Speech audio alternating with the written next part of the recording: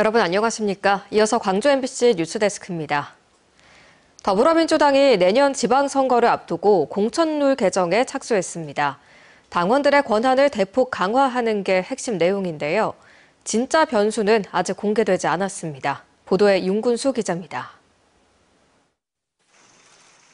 더불어민주당이 새로운 공천 규칙을 담은 당헌 당규 개정안을 전 당원 투표에 붙입니다. 개정안의 방점은 당원 주권 강화에 찍혀 있습니다. 당원도 대의원과 똑같이 1인 1표를 행사하고 비례대표 순위도 100% 권리당원 투표로 정합니다. 후보자가 4명 이상이면 예비 경선을, 6명 이상이면 조별 경선을 시행할 수 있는 조항도 신설했습니다. 예비 경선, 조별 경선도 100% 권리당원 투표로 다음 라운드 진출자를 가립니다.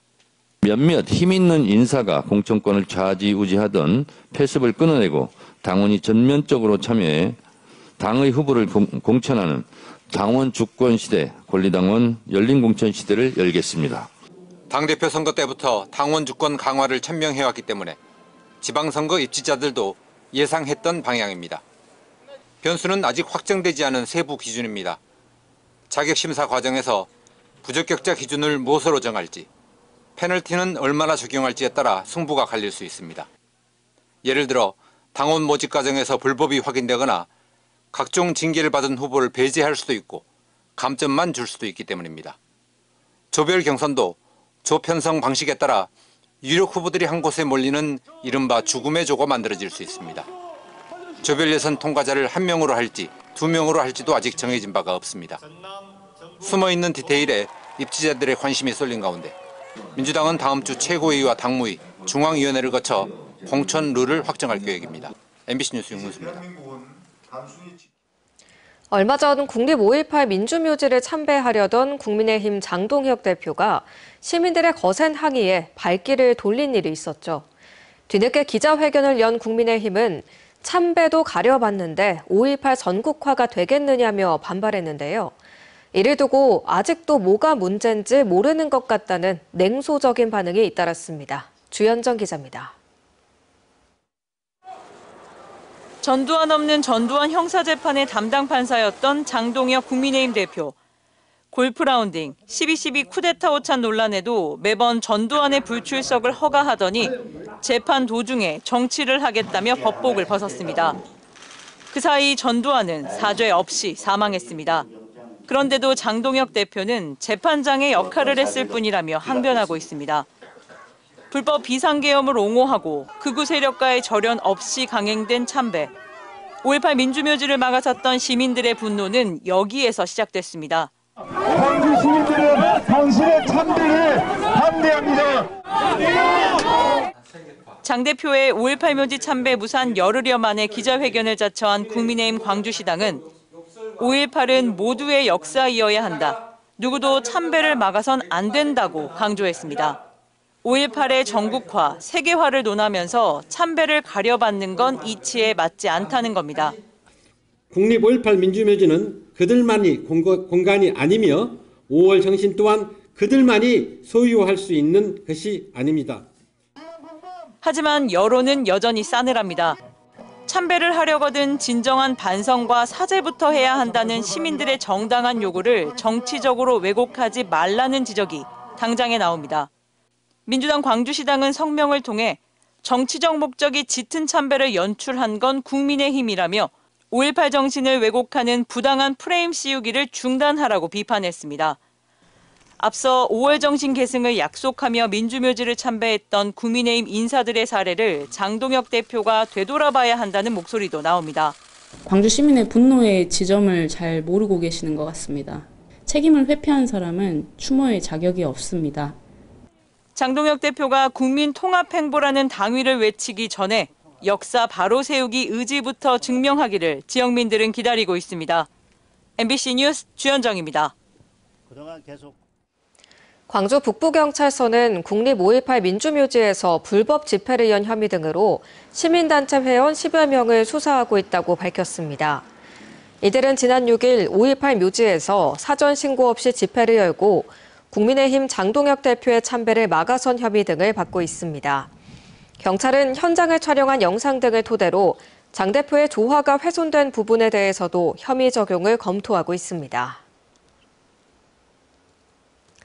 네, 인공태양 연구시설 발표를 앞두고 과기부가 오늘 나주를 찾았습니다. 현장을 둘러보며 본격적인 평가 절차에 들어간 건데요. 부지 안정성과 연구 인프라 시설 등이 유치 성패를 가를 전망입니다. 김영찬 기자가 보도합니다. 과기부 산하의 연구재단인 현장실사단이 나주 에너지 국가산단을 찾았습니다. 단단한 화강암 지반으로 형성된 에너지 국가산단은 지진 위험에 강해 대형 연구시설의 입지 조건을 갖췄다는 평가입니다. 여러모로 소음, 진동, 지진, 자연재해, 홍수 등등 모든 부분에서 사실상 안정적인 부지고 연구시설 유치 공모 사업에 신청한 지역은 나주와 군산, 경주 등 모두 3곳으로 알려졌습니다. 현장 평가가 끝나면 21일에는 유치 성패를 가르는 발표가 진행됩니다. 타 지역보다 5년 먼저 인공태양 연구시설 유치에 나선 나주시는 한국에너지공대와 초전도체 시험 설비 등 연구 인프라 시설을 강조할 예정입니다. 특히 인공태양이 상용화하는데 한전을 비롯한 에너지 관련 공공기관이 밀집한 점도 최대 강점으로 뽑고 있습니다. 한전을 비롯한 다양한 공기업이 이미 와 있어서 행력 발전이 이루어진 이유를 생각하면 상용화와 화기효과 발생에 가장 유리할 것으로 생각합니다. 수소 1g으로 석유 8톤에 맞먹는 에너지를 생산할 수 있는 차세대 청정 에너지인 인공태양, 미래의 국가 경쟁력을 좌우할 인공태양 연구시설은 이번 달 말쯤엔 최종 결정됩니다. MBC 뉴스 김영창입니다. 정부가 전략작물로 추진해온 가루쌀 정책이 소비 부진으로 2년 만에 대폭 축소되고 있습니다. 정책을 믿고 재배에 나섰던 전남 농가들은 갑작스러운 변화에 혼란을 겪고 있습니다. 문현철 기자입니다. 등급 판정을 기다리는 톤백 포대가 야적장에 빼곡히 쌓였습니다. 가루쌀을 화물차로 옮기느라 지게차가 쉴 새 없이 움직입니다. 정부 생산단지 사업에 참여한 농가들의 수매 현장입니다. 가루쌀, 이른바 분질미는 2023년부터 전략적으로 확대된 품목입니다. 정부는 밀가루를 대체하고 쌀 수급 구조를 안정시키겠다며 재배 면적을 적극 늘렸습니다. 재배 규모는 2023년 2,000헥타르에서 지난해 8,400헥타르, 올해 10,000여 헥타르까지 확대됐습니다. 맛과 기능성 측면에서 가루쌀에 대한 기대도 컸습니다. 밀가루로 만든 제품이랑 확연한 차이가 있고 정말 밀가루로 만든 제품보다 훨씬 맛도 좋고 속이 편하다는 거를 알 수 있거든요. 하지만 소비 확대로는 이어지지 못했습니다. 급기야 정부는 지난해 말부터 생산 목표를 줄이는 방향으로 수정했습니다. 당초 2025년산 생산 목표였던 7만 5천 톤은 4만 5천 톤으로 크게 낮춰졌고 내년에는 이보다 40% 더 축소될 전망입니다. 최대 생산지인 전남 역시 영향을 받고 있습니다. 전남은 올해 4,400헥타르 57개 농가가 참여했지만 정부 목표치를 줄이면 재배 계획도 다시 세워야 하는 실정입니다. 제품 개발에서도 기대만큼 성과를 내지 못하고 있습니다.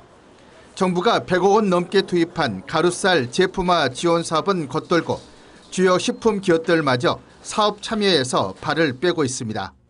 소비 부진은 곧바로 재고 증가로 이어졌습니다. 2024년산 가루쌀 2만 700여 톤 가운데 가공용 판매는 2,200여 톤으로 10.7%에 그쳤습니다. 나머지는 대부분 창고에 쌓여 있습니다. 올해 수매량까지 고려하면 양곡 창고가 부족할 지경에 처했습니다. 이게 농민들 입장에서는 정부가 하라는 대로 하는데 갑자기 또 줄인다니까 누구를 믿고 농사를 지어야 될지 참 답답합니다. 가루쌀은 새로운 시장 가능성을 가진 품목이지만 생산 확대와 소비 기반이 충분히 맞물리지 않으면서 정책 조정의 필요성이 제기되고 있습니다. MBC 뉴스 문현철입니다. 전라남도가 2년 전 야심차게 발표했던 서남권 SOC 신프로젝트, 영암 광주 초고속도로와 전남형 트램 등 신개념 교통망이 포함됐었죠. 그런데 현재 어느 단계에 와 있는지 정작 도민들은 체감하기 어렵다는 지적이 나오고 있습니다. 실제 내년도 예산안 어디에서도 두 사업 관련 내용은 없었습니다. 서희령 기자입니다. 전라남도가 지난 2023년 5월 발표한 전남 서남권 SOC 신프로젝트. 영암에서 광주 사이 전국 최초로 시속 140km 이상 주행이 가능한 초고속도로를 조성하고 목포 구도심에서 남악 오룡 신도시를 잇는 트램을 설치하는 등의 내용이 담겼습니다.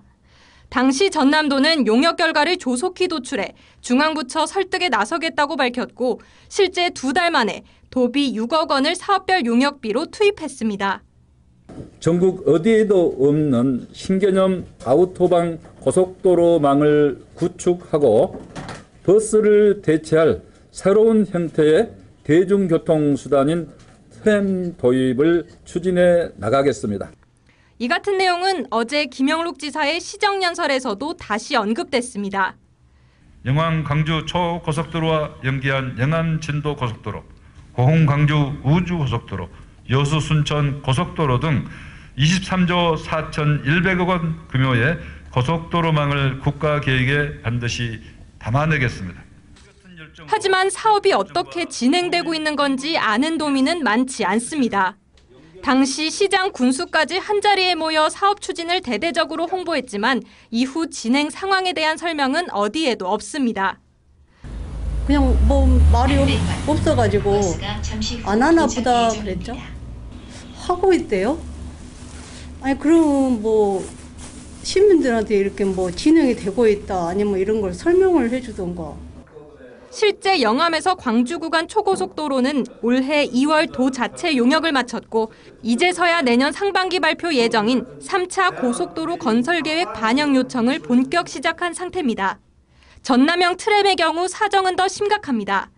계획대로라면 이미 타당성 검토를 마치고 지난해 하반기 전남도 도시철도망 구축계획 수립이 이뤄져야 했지만 2년 넘게 용역 단계에 머무르다 그마저도 지난 8월 중단됐습니다. 그럼에도 전남도는 김 지사의 주요 SOC 성과로 해당 사업들을 지속 소개하고 있습니다. 그리고 그 사이 초고속도로의 필요성은 더욱 커지고 있습니다. 오픈AI와 SK의 전남 데이터센터 구축, 국가 AI 컴퓨팅 센터 유치 등으로 광역교통망 구축이 필수로 떠올랐기 때문입니다. 또 풍력 발전 단지도 만들어질 텐데 이런 것들이 이제 각각 떨어뜨려 놓으면 별로 효과가 없습니다.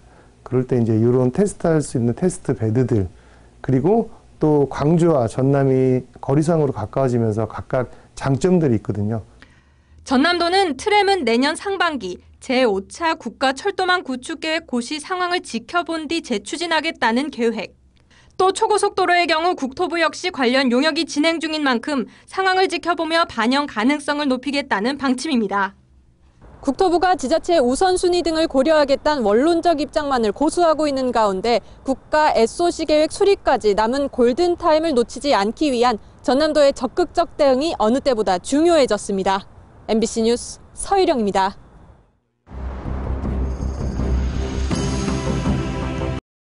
언제 어디서나 내 손 안의 뉴스. 광주 MBC 뉴스 유튜브 구독으로 함께하세요.